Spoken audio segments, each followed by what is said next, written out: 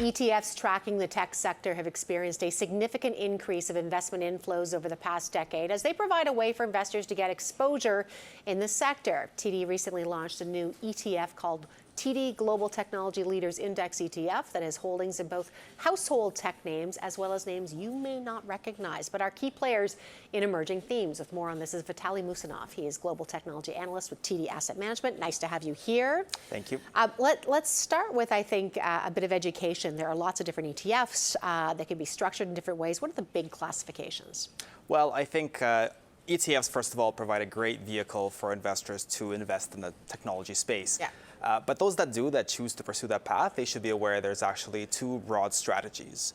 The first is what I would call index replication strategies. So with these index replication strategies, you're really buying a product that's trying to mimic the holdings of a very popular index.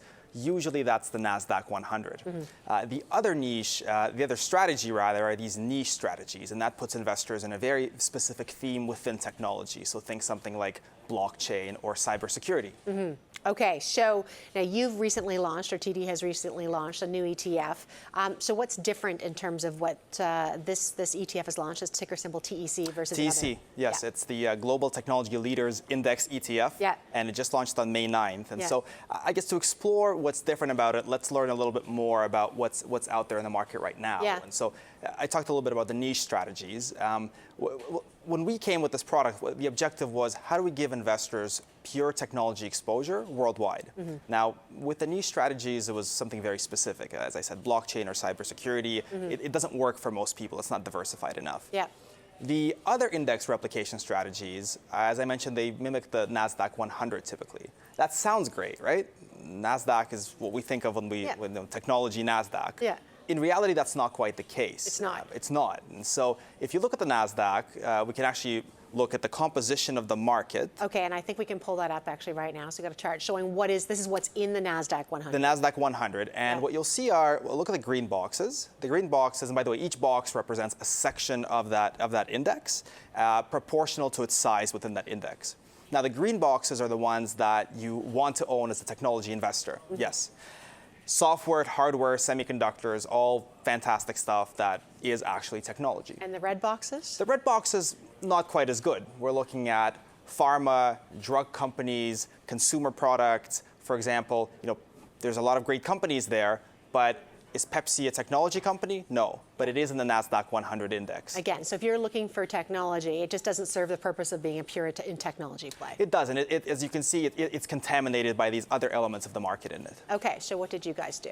Okay, so we stepped back and said, well, what is the common sense way of building a technology product? And first, as I said, it has to be global, not just North American exposure. And so we went to all of the developed markets and picked out technology sectors worldwide. And secondly, we said, okay, investors want us first to eliminate non-technology exposure. Done. And secondly, investors came with another ask, and they said, I want all of my exposure to the traditional tech, let's say the giants, the mega caps, the Googles, the Microsofts. But they also said, tech is evolving fast. There's a lot of innovation. I hear there's a lot of themes out there, right? A lot of exciting change happening. I also want to get exposure to these themes. Can you combine both of these for us? And so this particular ETF has a lot of the good old stuff within technology, but also gives you great exposure to these emerging themes. So what are the emerging themes? Well, take one, for example, FinTech. And FinTech's a funny term. I think sometimes it's tough to place your finger on exactly what people are saying, what they mean by it, rather. But let's think of FinTech as a set of technologies that are disrupting traditional financial services, right? Whether that's retail banking or payments.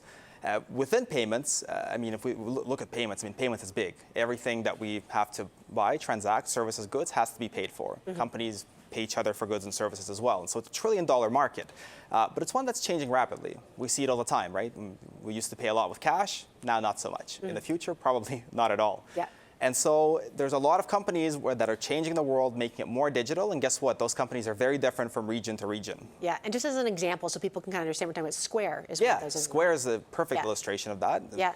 micro merchants, so small businesses, they really didn't have any ability to accept card. It was very cumbersome. They just couldn't accept card payments. And Square came along, and we've all seen probably the dongle you attach into your tablet or your phone. And so they changed basically commerce for millions of merchants out there.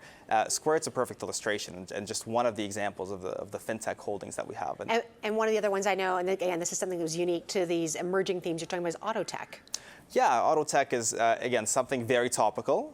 We hear and we see a lot of the big technology companies putting their weight and money behind AutoTech, right? And what is AutoTech? And that's, I think it's funny. We have to define all these terms very specifically because sometimes people use it in different ways. But we're really talking, I think, autonomous driving technologies, autonomous driving, self-driving vehicles. It's something, again, a lot of money going after it. Of course, it's still very early days. I haven't seen an autonomous vehicle on my way here to the studio, but it's something that's happening. And so there's a company we have in the ETF called Aptiv. And Aptiv, many people say, well, this is an auto parts supplier. But in fact, this company writes the software, makes the hardware, makes the systems that allow for these intelligent mobile systems that ultimately will go into the OEM cars and allow for this self-driving mechanism. So, I mean, ultimately, at the end of the day, again, this is a way for Canadian investors to take a look and, again, to try that, find that technology pure play, and also find those emerging themes at the same time. Yeah, I think you get the best of both worlds there. All right, Vitali, such a pleasure having you here. Thank you, Kim.